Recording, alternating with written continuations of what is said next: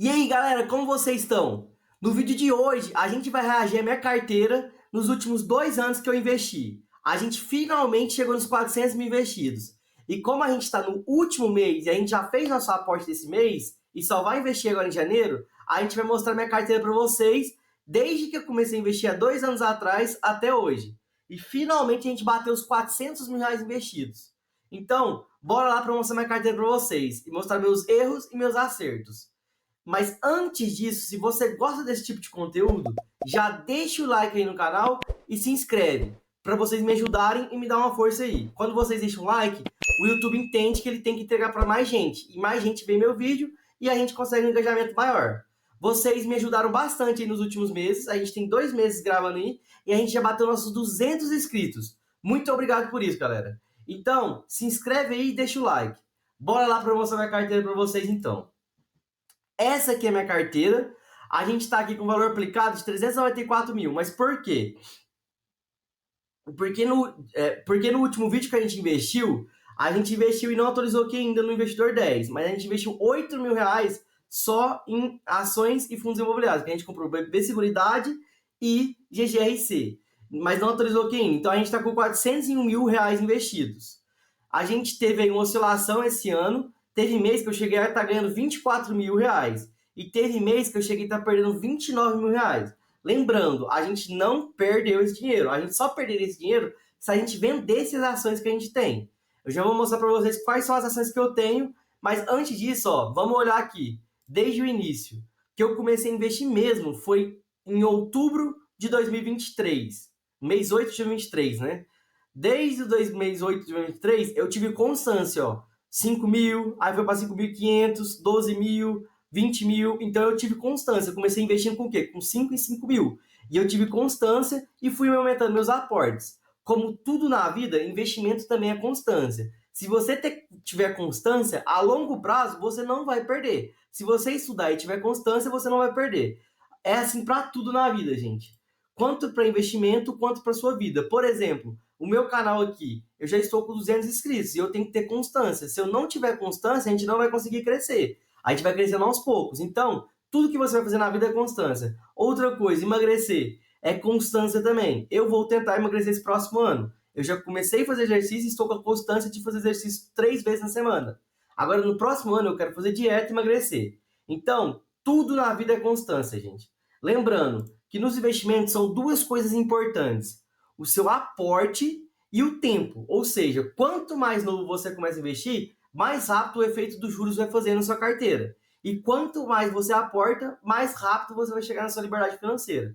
Se você conseguir fazer os dois, ter um aporte bom, uma constância de investimentos e a longo prazo, com tempo, você vai ficar rico com certeza. Eu tenho certeza absoluta que eu vou chegar no meu milhão. Por quê? Porque eu tenho constância, estou com um aporte legal e tenho tempo. Eu comecei a investir com 24 anos. Hoje eu tenho 20, eu comecei a 23 anos, né? Hoje eu tenho 25. Então, é constância, gente. Então, bora lá para eu mostrar aqui para vocês minha carteira, né? Então, aqui eu tenho, ó, eu vou mostrar aqui nesse aqui que é melhor. Hoje eu tenho 13% em fundos imobiliários, 69% em ações, 14% em reserva de oportunidade e 2% em criptomoedas. A gente veio aumentando nos últimos meses. Nos últimos 2 meses a gente comprou Bitcoin. Então a gente está com 2% da nossa carteira em Bitcoin.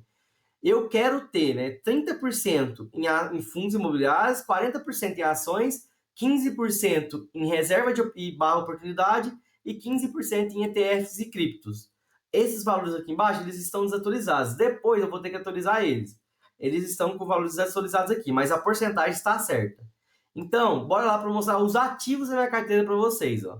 Então, daquele dinheiro lá, eu tenho 272 mil ações, 52 mil em fundos imobiliários, 7.500 em criptomoedas e 61 mil em renda fixa, que é a minha reserva de oportunidade para emergência. Boa parte está no Nubank, rendendo 100% do CDI.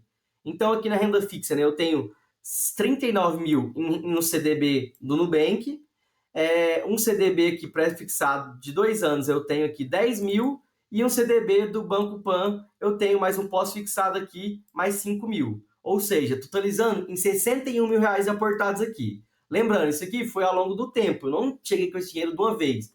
Ao longo do tempo, eu fui criando minha reserva de oportunidade para emergência.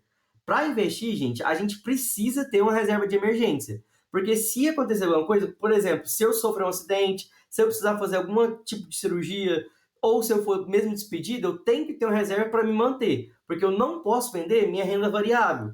Porque vai, por exemplo, que o mercado está ruim. Eu vou mostrar para vocês aqui. Tem a ação minha que está valorizando 13%. Se eu não tivesse uma reserva de oportunidade e for despedido, eu preciso dessa reserva para sobreviver. Porque senão eu vou perder dinheiro investindo. Segunda coisa aqui que a gente falou, né, é o Bitcoin. Então, o Bitcoin, a gente bateu R$ 7.500 já nos últimos 2 meses que a gente vem investido aqui. E eu peguei ele a 110 mil, então eu tive uma desvalorização aqui nos 2 meses de 10%. Mas eu acho que isso a longo prazo não vai fazer diferença. A gente vai ganhar com o Bitcoin, na minha visão e na minha interpretação, né? E de fundos imobiliários eu tenho 52 mil, e eu não vou passar por todos aqui, senão o vídeo vai ficar muito longo. Mas os principais aqui são de GRC, que a gente comprou inclusive no último vídeo, e VILG 11. Todos os fundos aqui que eu tenho são de tijolos. Em ações, eu tenho boa parte da minha carteira em Banco do Brasil. O total da minha carteira, eu tenho 30% em Banco do Brasil. Eu tenho 107 mil investido em Banco do Brasil. Desses 107 mil, ó, ele tem uma desvalorização de 16%. Por quê? Por causa que Banco do Brasil desempenhou mal esse ano, então ele caiu bastante. Mas na minha visão, no próximo ano, para o outro ainda, eu acho que o Banco do Brasil vai dar uma recuperada e a gente pode ter uma valorização muito boa aqui na nossa carteira. E é uma ação que eu aposto muito e que eu acho muito boa.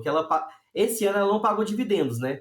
Quase não pagou no terceiro e quarto trimestre, no segundo e terceiro trimestre, ainda falta o quarto, né? Que ela vai pagar muito pouco também. Mas eu aposto nela pro longo prazo, eu acho que é uma empresa muito boa. Todas as empresas aqui basicamente são do setor BEST, né? Que são boas pagadoras de dividendos e previdenciárias. Então, as principais posições aqui são Banco do Brasil, CEMIG e BB Seguridade. E ISA a gente cresceu bastante posição também nos últimos vídeos. Então, essa é a minha carteira. E o que eu tenho de aprendizado aqui para tirar e passar para vocês? Primeiro, eu não diversifiquei no começo tanto porque tinha oportunidade bastante em ações e ainda continua tendo. Só que o que eu aprendi? A gente tem que criar um balanço na nossa carteira. Eu não posso investir tudo em ações, porque senão minha carteira fica muito balanceada e depois fica difícil para balancear. E é isso que está acontecendo. Eu quero aumentar a posição em fundos, eu até aumentei muito esse ano, só que fica difícil de balancear depois. Isso é o primeiro aprendizado que eu tenho aqui na minha carteira. Segundo aprendizado, nos dividendos aqui, então, nos investimentos eu queria chegar em 400 mil, né? Eu consegui bater minha meta, a gente chegou em 401 mil investidos até o final do ano.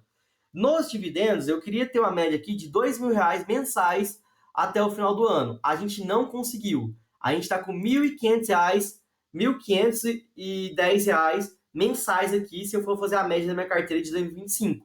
A gente aumentou bastante no ano passado para esse, mas não é o que eu queria. Mas eu conseguiria se não fosse Banco do Brasil. Se Banco do Brasil tivesse performado bem, eu teria batido os 24 mil aqui total de dividendos recebidos, né? E teria batido os 2 mil mensais aí por mês. Não consegui bater por causa de Banco do Brasil. Banco do Brasil fez que minha carteira não desempenhasse tão bem nos dividendos. Mas a gente já recebeu 18 mil reais de dividendos aqui esse ano. Lembrando que a gente ainda tem 3 mil reais para receber em dezembro de CEMIG.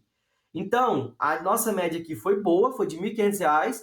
A gente aumentou do ano passado, que a média foi de R$ 449, a gente aumentou bastante. A gente aumentou mais de R$ 1.000 aí de mensal. Então, se eu parasse de trabalhar hoje em dia, nos próximos anos, eu teria no mínimo R$ 1.500 para o resto da minha vida de dividendos aqui. É um salário mínimo, gente, é muito bom. Então, ó, se a gente pegar 2024, a gente recebeu R$ 5.387 e em 2025 a gente recebeu R$ 18.143.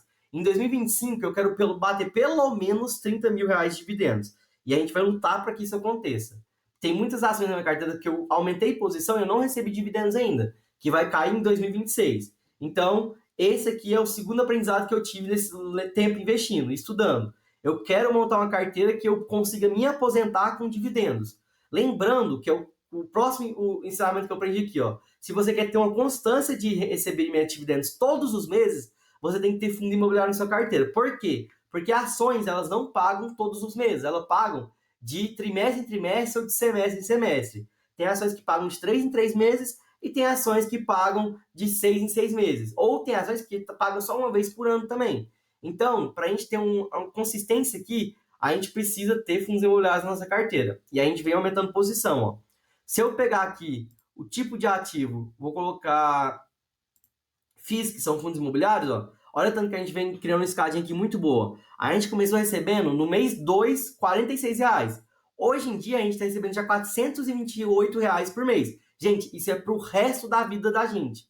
Então, se eu parasse hoje a aportar, o que não vai acontecer, obviamente, eu quero aumentar a posição, a gente ia receber R$ 428 todos os meses, o resto da nossa vida. Isso é muito bom, gente. Isso aqui que garante o futuro de vocês. Então, se vocês estão pensando em começar a investir, comecem o mais rápido possível e criem a liberdade financeira de vocês.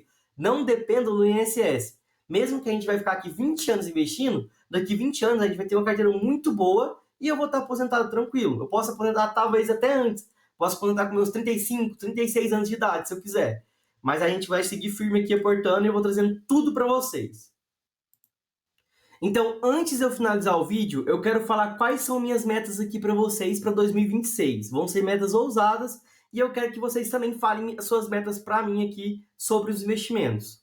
As minhas metas para o próximo ano vai ser pelo menos R$ 600 mil investidos, receber R$ 30 mil no mínimo de dividendos. E vocês, deixem aí nos comentários qual vai ser a meta de vocês. E se vocês já investem. Deixa aí para eu saber do meu público, quantos por cento do meu público investe e tem já a prática com investimentos. Deixem aí nos comentários, se vocês conseguirem. Então, gente, no vídeo de hoje é isso. Falei um pouco sobre a minha carteira, falei sobre os dividendos e falei minhas metas para o próximo ano. Então, se você gostou do vídeo, deixe o like aí e se inscreve para me ajudar. E até o próximo vídeo. Obrigado, gente!